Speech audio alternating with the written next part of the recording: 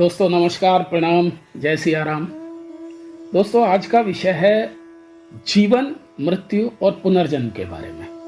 क्या हम सब वाकई 84 लाख योनियों में भटकते हैं? क्या वाकई पुनर्जन्म होता है? क्या वाकई व्यक्ति के अच्छे बुरे कर्मों का उसके साथ कोई दूरगामी संबंध होता है? तो आइए बढ़ते हैं धर्म, आस्था और आध्यात्म के एक और पायदान की तरफ। दोस्तों 84 जीवन या 84 लाख जन्म की एक शाश्वत यात्रा, हजारों सालों से पुनर्जन्म का विचार मानवता को आकर्षित करता रहा है। केवल एक धार्मिक सिद्धांत से परे पुनर्जन्म सनातन धर्म या शाश्वत जीवन शैली का भी आधार रहा है। विद्वान हिंदुओं के लिए पुनर्जन्म कोई सिद्धांत नहीं है, बल्कि आत्मा की यात्रा को नियंत्रित करने वाला एक दिव्य नियम है। सनातन धर्म और पुनर्जन्म का सिद्धांत का उदय शायद एक ही समय में हुआ हो। यह सिद्धांत हिंदू धर्म ग्रंथों में गहराई से निहित है और इसे दुनिया भर के करोड़ों लोग मानते हैं। आत्मा कई जन्मों से गुजरती है, सीखती है, विकसित होती है और स्वयं को शुद्ध करती है, पवित्र करती है, जब तक कि वह मोक्ष की या मुक्ति की प्राप्ति ना कर ले। पुनर्जन्म में विश्वास हिंदू धर्म के सबसे प्राचीन और गहन शिक्षाओं में से एक है। यह केवल हिंदू धर्म तक सीमित नहीं है, अपितु बौद्ध धर्म, जैन धर्म और सिख धर्म में भी समान मान्यताएं हैं, जो आत्मा की यात्रा के अपने अद्वितीय दृष्टिकोण प्रदान करती हैं। आज की इस वीडियो में हम 84 जीवनों या 84 लाख जन्मों के रहस्य को उजागर करेंगे। अतः आप सभी बिना स्किप किए बने देखते रहिए हमारे चैनल भक्ति विधान टीवी पर, और धर्म, आस्था, अध्यात्म को समर्पित हमारे इस चैनल को सब्सक्राइब जरूर कर लें, लाइक, शेयर, कमेंट जरूर करें। दोस्तों हिंदू धर्म में पुनर्जन्म का प्राचीन इतिहास, हिंदू धर्म में पुनर्जन्म का विचार उतना ही पुराना है जितना कि स्वयं ये सनातन हिंदू धर्म है, और यह वैदिक परंपराओं में भी बहुत गहराई से जुड़ा हुआ है। वेद, विशेष रूप से ऋग्वेद ही हमारे यहाँ ज्ञान का सबसे पुराना स्रोत माना जाता है। तो ऋग्वेद आत्मा की शाश्वत यात्रा का सबसे पुराना संदर्भ है। उपनिषद, जो वेदों के अंतिम भाग के रूप में जाने जाते हैं, पुनर्जन्म की अवधारणा में और ज्यादा गहराई से उतरते हैं। दार्शनिक ढांचे जो प्रदान करते हैं इस मान्यता को, वो उपनिषद करते हैं, जो बताते हैं कि आत्मा या जीव एक जीवन से दूसरे जीवन में कैसे स्थानांतरित होते हैं, कैसे ये बदलाव आता है। भगवत गीता हिंदू धर्म के बहुत महत्वपूर्ण ग्रंथों में से एक है, जो पुनर्जन्म पर काफी विस्तृत प्रकाश डालता है, डिटेल्ड स्टडी उसकी कराता है। एक महत्वपूर्ण क्षण में, एक खास टाइम पे भगवान कृष्ण अर्जुन से कहते हैं, तू और मैं कई जन्मों से गुजरे हैं, तू उन्हें याद नहीं करता, परंतु मुझे तो समस्त जन्म सदैव ही याद रहते हैं। न त्वेवाहं जातु नासं न त्वं नेमे जनाधिपा न चैव न भविष्यामि सर्वे वयं ते परम। यह उदाहरण दर्शाता है कि जहां अधिकांश मनुष्य अपने पिछले जीवन को भूल जाते हैं, वहीं कुछ दिव्य प्रकार के नर, नारी अथवा कोई भी मानव आप कहो, जैसे कि भगवान कृष्ण, अपनी सभी पुनर्जन्म की स्मृति को याद रख सकते हैं, उन्हें जाति स्मर बना सकते हैं। वह जो पिछले जीवनों को याद रखता है उसे जाति स्मर कहा जाता है। जाति स्मर की यह अवधारणा केवल दिव्य महापुरुषों तक ही सीमित नहीं है। इतिहास में ऐसे अनेक व्यक्ति और भी हुए हैं जो अपनी पूर्व जन्म की स्मृतियों को आश्चर्यजनक सटीकता से याद कर सकते थे। यह दुर्लभ आत्माएं प्रमाण प्रस्तुत करती हैं कि पुनर्जन्म केवल एक रहस्य में विश्वास नहीं है, एक कपोल कल्पना नहीं है, बल्कि एक सजीव वास्तविकता है। हिंदू धर्म अपने कई पुरानी कथाओं के माध्यम से पुनर्जन्म के उदाहरण प्रदान करता है, बहुत सारे उदाहरण प्रदान करता है।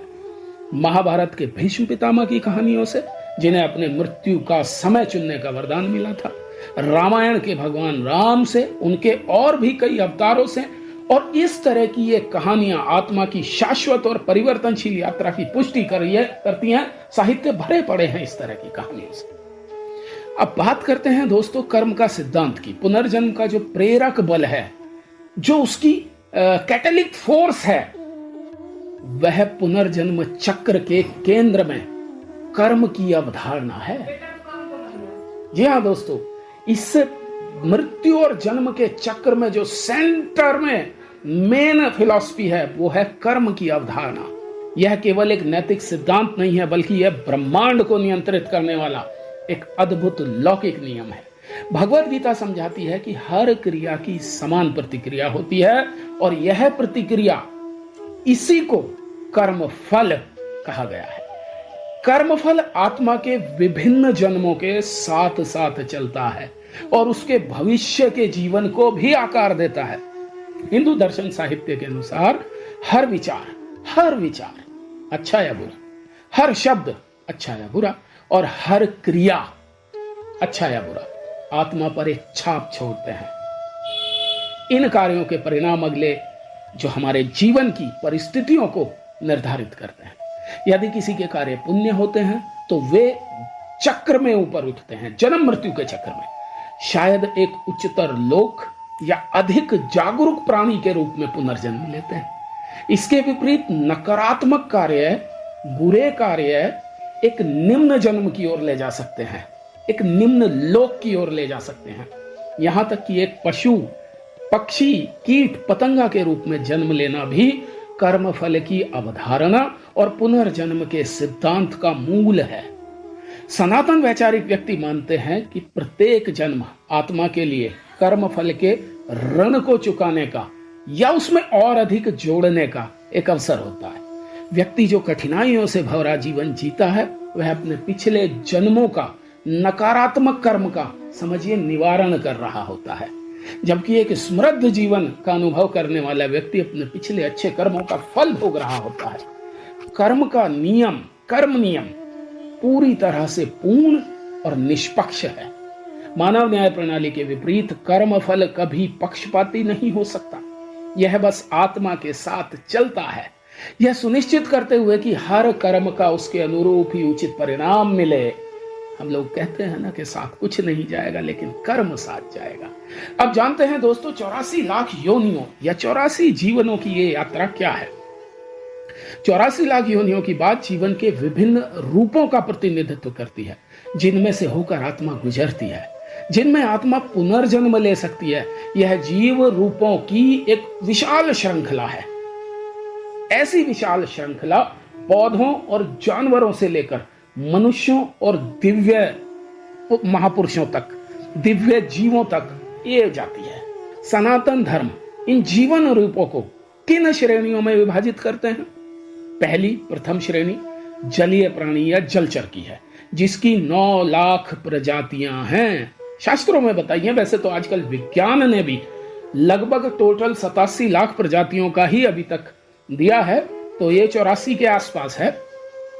9 लाख जलचर की हैं, जिसमें मछली और जल में जीवन जीने वाले सभी प्राणी आते हैं। दूसरे पक्षी श्रेणी, जिसमें 10 लाख प्रजातियां आती हैं। तीसरी जानवर जंतु की श्रेणी, जिसमें 30 लाख प्रजातियां आती हैं। इसमें स्तनधारी भी शामिल हैं, अंडज भी शामिल हैं, दोनों शामिल हैं, जंगली और पालतू भी शामिल हैं। मनुष्य दिव्य रूप माना जाता है। मनुष्य और देवत्व की 4 लाख प्रजातियां हैं, जो उच्चतम चेतना अवस्था का प्रतिनिधित्व करती हैं, चेतना की अवस्थाओं का प्रतिनिधित्व करती है। यह अवधारणा जो पुराणों में गहराई से निहित है, इस बात पर जोर देती है कि आत्मा इन सभी जीवन रूपों से गुजरती है, गुजर सकती है, जो उसके संचित कर्मों के आधार पर निरंतर विकसित होती रहती है। एक आत्मा जो जन्म और मृत्यु के चक्र में फंसी हुई है, एक निम्न जीवन रूप, जैसे कि कोई कीड़ा मकोड़ा, कीट पतंगा या कोई पौधा, कोई जलचर से शुरू हो सकती है और धीरे धीरे अपनी आध्यात्मिक प्रगति के आधार पर और अधिक जटिल रूपों से भी गुजर सकती है, और अधिक व्यवस्थित और उच्च रूपों से भी गुजर सकती है।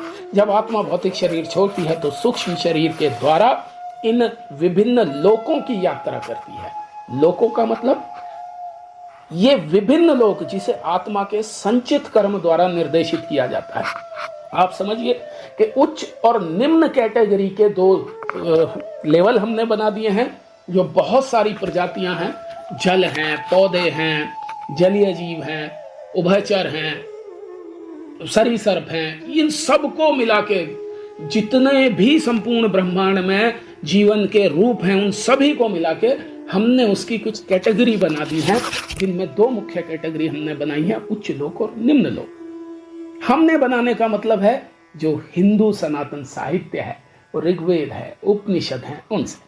जब आत्मा भौतिक शरीर को छोड़ती है तो सूक्ष्म शरीर के द्वारा इन विभिन्न लोकों की यात्रा करती है, जिसे आत्मा के संचित कर्म द्वारा कंट्रोल किया जाता है। 7 प्रकार के उच्च लोक और 7 प्रकार के निम्न लोक साहित्य में आए हैं, जो क्रमशः आध्यात्मिक या भौतिक अस्तित्व के विभिन्न लेवल्स का, मतलब डिफरेंट लेवल्स का, विभिन्न स्तरों का प्रतिनिधित्व करते हैं। कौशितकीय उपनिषद के अनुसार उच्च लोकों में शामिल ब्रह्मलोक, जिसे सबसे उच्चतम लोक माना जाता है, जहां आत्मा मोक्ष भी प्राप्त कर सकती है। इंद्रलोक अथवा देवताओं का लोक, वरुण लोक अर्थात ब्रह्मांडीय जल लोक। इसके विपरीत निम्न लोक हैं, जैसे पाताल लोक, रसातल लोक। कहते हैं ना दोस्तों के रसातल में पहुंच गए, यानी रसातल लोक ये पीड़ा के स्थान है, जहां नकारात्मक कर्मों से बोझिल आत्माएं, अपने बुरे कर्मों को साथ में लेकर चलने वाली आत्माएं अपने कर्मों के परिणामों को भोगती हैं। कर्मों के परिणाम भोगने का मतलब ये नहीं है कि खौलते कढ़ाओ के तेल में तल देंगे, कौड़े लगाएंगे। आप समझिए, जो कैटेगरी है, अधोगामी कैटेगरी है, निम्न कैटेगरी है जीवन की, और जो उच्च कैटेगरी है, उनकी पीड़ाओं का अनुभव ही नरक भोगना है, स्वर्ग भोगना है। यह लोक भौतिक स्थान नहीं है, बल्कि आध्यात्मिक आयाम है। आत्माएं इन लोकों में जीवन के बीच ही निवास करती हैं, और जहां वे अपने कर्म फल के आधार पर आनंद या पीड़ा का अनुभव करती हैं। आत्मा पृथ्वी पर पुनर्जन्म लेने से पहले इन लोकों में समय बिता सकती है, जिससे उसकी यात्रा अगले योनियों की ओर आगे बढ़ती है। सनातनी धार्मिक प्रथाओं, परंपराओं और वैदिक जीवन के पीछे का उद्देश्य आत्मा को शुद्ध करना है, ताकि वह उच्च लोकों की ओर आरोही हो सके। जो उच्च लोक हैं, जो उच्च जीवन रूप हैं इस सृष्टि में, उनकी तरफ जा सके और अंततः अपने इस चक्र को पूर्ण करके परमात्मा में विलीन हो सके, अर्थात बंधन मुक्त हो, मोक्षगामी बने। अब यहां एक बात और गहराई से समझते हैं, और वह क्या है? अपूर्ण इच्छाएं और पुनर्जन्म का क्या सिद्धांत है। पुनर्जन्म के पीछे के प्रेरक बलों में से जहां एक और मैंने बताया कर्म फल है, वहीं दूसरी ओर अधूरी इच्छाओं का, अतृप्त इच्छाओं का, कामनाओं का बल भी है। सनातन हिंदू ग्रंथ और तत्व ज्ञान हमें सिखाते हैं कि जब तक इच्छाएं बनी रहती हैं, आत्मा जन्म और मृत्यु के चक्कर में बंधी ही रहती है। जब कोई व्यक्ति मरता है तो उसका भौतिक शरीर तो नष्ट हो जाता है, लेकिन उसकी सूक्ष्म देह यानी सूक्ष्म शरीर या आत्मा इन इच्छाओं को अगले जीवन तक ले जाती हैं। यह अधूरी इच्छाएं, चाहे वो भौतिक हो, शरीर से जुड़ी हुई हो, या भावनात्मक हो, आत्मिक हो, आत्मा को एक और नए कलेवर में, एक और नए शरीर में वापस खींच लाती हैं। जैसा कि स्वामी विवेकानंद जी ने कहा है, आत्मा अपनी इच्छाओं को पूरा करने की तलाश में रहती है, और यह तब तक भौतिक संसार में वापस आती रहती है जब तक कि सभी इच्छाएं समाप्त ना हो जाएं, पूर्ण ना हो जाएं। यह विचार ही हमें इस अंतिम प्रश्न की ओर ले जाता है कि हम पुनर्जन्म क्यों लेते हैं। हिंदू धर्म के अनुसार हम अपनी शेष इच्छाओं को पूरा करने और कर्म फल के पाठ को सीखने और आध्यात्मिक रूप से विकसित होने के लिए पुनर्जन्म लेते रहते हैं, और मुक्ति का मार्ग इन इच्छाओं को, इन कामनाओं को वैराग्य और आध्यात्मिक अनुशासन के मार्ग से संतुष्ट करने से ही निकलता है। दोस्तों, अब यहां अगर बात की जाए प्रजातियों के विकास और पुनर्जन्म की, तो सनातन हिंदू मान्यता कहती है कि पुनर्जन्म का विचार जो है वह प्रजातियों के विकास से काफी निकटता से जुड़ा है। जहां एक और आधुनिक विज्ञान जैविक विकास पर ध्यान केंद्रित करता है, वहीं हिंदू धर्म आध्यात्मिक विकास पर जोर देता है। जीवन का प्रत्येक रूप, छोटे से छोटे कीट पतंगे, कीड़े मकोड़े से लेकर सबसे उच्चतम देवता तक आध्यात्मिक प्रगति के एक अलग चरण का यह प्रतीक है, उसका प्रतिनिधित्व करता है। अष्टांग योग के महान प्रणेता महर्षि पतंजलि जातम परिणामा के बारे में बात करते हैं, जो पुनर्जन्म की प्रक्रिया के माध्यम से एक प्रजाति से, जीवन के एक रूप से दूसरी में परिवर्तन को संदर्भित करता है। यह विचार संकेत देता है कि आध्यात्मिक प्रगति जैविक विकास को प्रभावित करती है। जी हाँ दोस्तों, आध्यात्मिक प्रगति से जैविक विकास यानी जो हम कह सकते हैं कि विज्ञान जिस रूप में हमारे विकास को देख रहा है, शरीर और इस जीवन से जुड़े हुए विकास को प्रभावित करता है। जैसे जैसे आत्मा स्वयं को शुद्ध करती है, पवित्र करती है, वह उच्चतर जीवन रूपों में जाती है। दोनों आध्यात्मिक रूप से भी और भौतिक रूप से भी विकसित होती है। यह विकास भी समझाता है कि मोक्ष प्राप्त करने वाली अधिक आत्माओं के बावजूद मनुष्यों की संख्या बढ़ती क्यों जा रही है। जैसे आत्माएं अधीनम निम्न जीवन रूपों से मानव जीवन की ओर विकसित होकर आती हैं, वे अपने भीतर एक दिव्य चिंगारी लेकर आती हैं जो सभी प्राणियों में भगवान की सर्वव्यापकता पर और ज्यादा जोर बना देती है, और ज्यादा फोर्स बना देती है, सर्वव्यापकता के सिद्धांत को और ज्यादा पुष्ट कर देती है। हिंदू धर्म में पुनर्जन्म के बारे में रोचक तथ्य क्या है, आप जानकर हैरान होंगे कि प्रश्न है कि पुनर्जन्म वास्तव में होता कैसे है।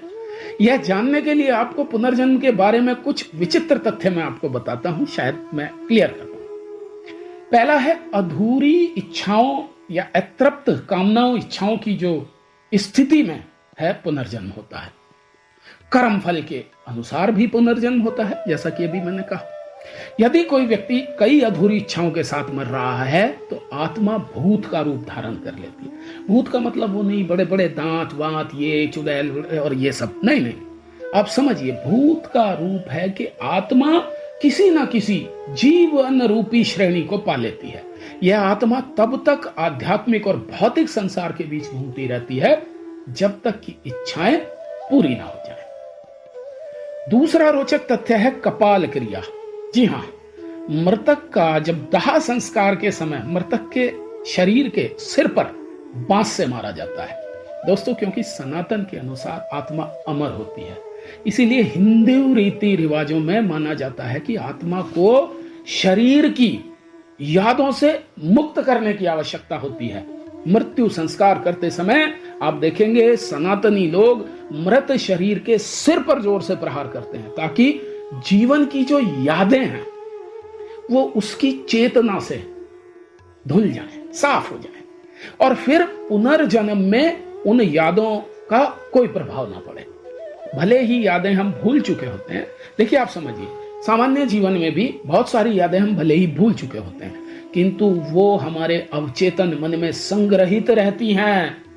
हिंदू ऋषि महर्षियों का मानना है कि अवचेतन मन में पृथ्वी के विकास समय से भी सभी स्मृतियां होती ही होती हैं, लेकिन हमारी यह पवित्र आत्मा के कारण हम ब्रह्म के साथ पूरी तरह से पुनः जुड़ने में असमर्थ रहते हैं। यानी कि जो मेन कनेक्टिंग सर्वर है जिसमें सारा डेटा स्टोर है, हम अपने कुछ कर्म ऐसे कर जाते हैं कि हमारी उससे कनेक्टिविटी सही रहती ही नहीं। केवल कुछ ही लोग हैं जो ध्यान, समाधि और साधना के माध्यम से इसे कर पाते हैं। कहा जाता है कि कुछ लोग अपने पिछले जीवन को ध्यान के माध्यम से वापस रिकॉल कर लेते हैं, दोबारा रिमेंबर कर लेते हैं, याद कर लेते हैं। सिर्फ बिल्लियां ही 7 जीवन नहीं जीती, सभी जीवों के ऐसे 7 जन्म हैं। यूं तो मैंने अभी बताया बहुत सारे जन्म हैं, लेकिन जब तक की यादें आत्मा की चेतना से जुड़ी रहती हैं, ऐसे 7 जन्म हैं। इसीलिए इसे हिंदू धर्म में 7 जन्मों का बंधन कहा जाता है। आपने सुना होगा शादी विवाह के समय और भी बहुत सारी चीजों में 7 जन्मों की शपथ, 7 जन्मों का बंधन ये कहा जाता है। तो ये 7 जन्मों का मतलब है कि 7 जन्म तक हमारी आत्मा पे, हमारी चेतना का जो वो स्तर है, उस पे उन की हुई कर्मों का, उन किए हुए यादों का 7 जन्मों तक हर जीवन की यादों का प्रभाव रहता है। इन 7 जीवनों तक जीव बार बार पुनर्जन्म लेते रहते हैं और अपनी उन्हीं यादों के प्रभाव में रहते हैं। दोस्तों, पुनर्जन्म का ये जो प्राकृतिक चक्र है वो है जन्म और फिर मृत्यु, मृत्यु और फिर से जन्म। सनातन मान्यताओं के अनुसार जब आत्मा शरीर का रूप धारण करती है और यदि अहंकार व्यक्ति पर हावी हो जाता है तो यह आत्मा को अशुद्ध बना देता है, अपवित्र बना देता है। लेकिन मृत्यु तो केवल शरीर को नष्ट करती है। शरीर के नष्ट हो जाने पर भी आत्मा तो उसकी अशुद्धि के प्रभाव में रहेगी ही ना, और फिर दोबारा वो एक शरीर धारण करती है। दोस्तों, इसीलिए तो हम सनातनी हिंदू मानते हैं कि जो भी आज हमारे पास है या जो भी हमारे जीवन की आज की परिस्थितियां हैं, अच्छी या बुरी, वो पिछले जीवन का मिश्रित परिणाम है। और साथियों, यह पुनर्जन्म तात्कालिक नहीं होता है। ऐसा नहीं है कि आत्मा आज जैसे ही पुराने शरीर को छोड़ती है वो तुरंत दूसरा नया शरीर धारण कर ले, यह आवश्यक नहीं है। कभी कभी यह कर्मों और अतृप्त इच्छाओं के हिसाब से ऐसा कर भी लेती है कि अभी उसने शरीर छोड़ा है और तुरंत ही उसे कोई दूसरा जीवन रूप मिल गया है। और कभी कभी यह नया रूप खोजने में कई दिन भी लगा सकती है, कई साल भी लगा सकती है, यहां तक कि दशकों का समय भी ले सकती है, जो आत्मा के कर्म पर आधारित होता है। सनातन साहित्यों में कहा गया है कि हम सभी के पास तीसरी आंख होती है, लेकिन हम उसे खोलने में सक्षम नहीं हो पाए हैं। इसके कारण हम अपने कर्म को नहीं देख पाए हैं। तीसरी आंख वास्तव में ज्ञान की आंख है, बोध की आंख है, और हम केवल साधना या ध्यान के माध्यम से इसे खोल सकते हैं और अपनी आत्मा को आध्यात्मिक संसार में उसी प्रकार ऊपर उठा सकते हैं। बिल्कुल इसी तरह सिद्धार्थ ने ज्ञान प्राप्त किया था और महान पूजनीय गौतम बुद्ध बने। पापों का प्रायश्चित होना आवश्यक है। शास्त्र कहते हैं, कर्म विशेषण जयंत सदग्रहिता उजड़ मुकाम बधिरा विकृत कृत स्था उमा चरित वे मतो नित्यम प्रायचिम विशुद्ध नित्यम ही लक्षणा युक्ता जायते निष्कृति सहा। ये मनुस्मृति में आया है दोस्तों, 11:5।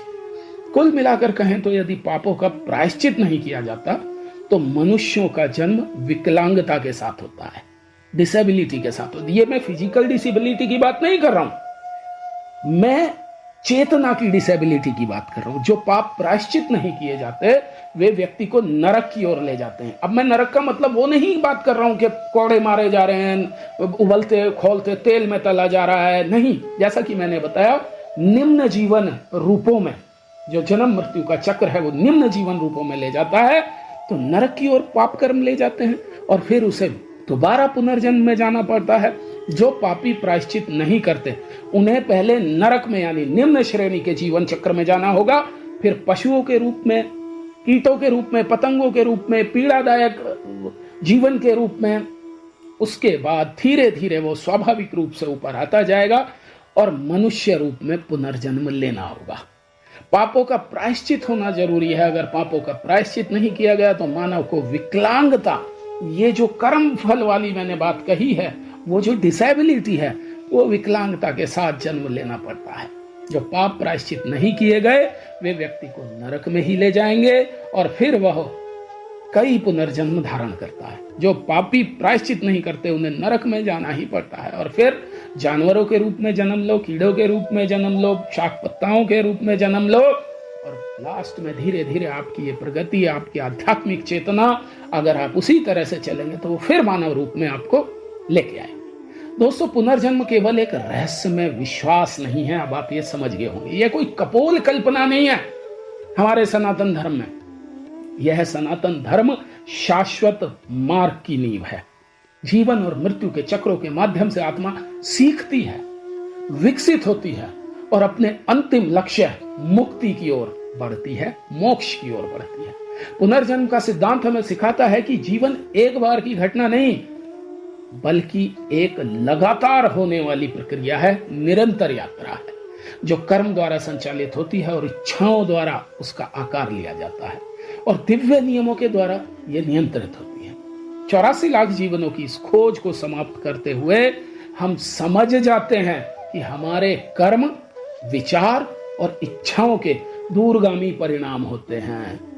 आत्मा की यात्रा हमें याद दिलाती है कि हर जीवन एक अवसर है, एक अपॉर्चुनिटी है सीखने के लिए, बढ़ने के लिए, चेतना को और आरोही बनाने के लिए और मोक्ष यानी जन्म मृत्यु के चक्र से मुक्ति की ओर बढ़ने के लिए। दोस्तों, आशा करता हूं आपको आज का ये वीडियो काफी पसंद आया होगा। यदि आपके पास इसके लिए कोई और थ्योरी या सिद्धांत है, कोई प्रश्न है, तो आप हमें कमेंट में लिखकर भेजिए। उस पर भी चिंतन मनन के द्वारा आपको जवाब देने का प्रयास करेंगे। वीडियो को लाइक करें, शेयर करें और चैनल को सब्सक्राइब जरूर कर लें। बहुत जल्द आपसे पुनः मिलता हूं। तब तक के लिए जय हिंद, जय सिया राम, जय श्री कृष्णा, राधे राधे।